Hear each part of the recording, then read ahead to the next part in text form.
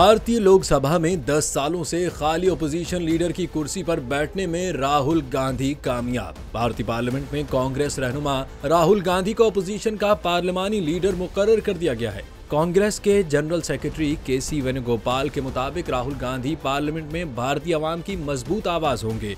भारत में position leader को काबीना के रुकन का दर्जा हासिल होता है। इसके अलावा position leader chief election commissioners और सीबीआई डायरेक्टर को मुंतखब करने वाले पैनल में भी शामिल होता है।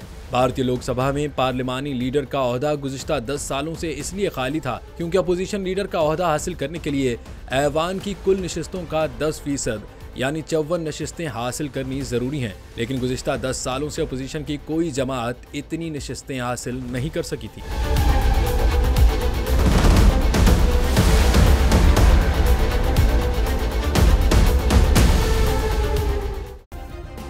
सब्सक्राइब करें और बेल दबाएं ताकि कोई खबर रह न जाए।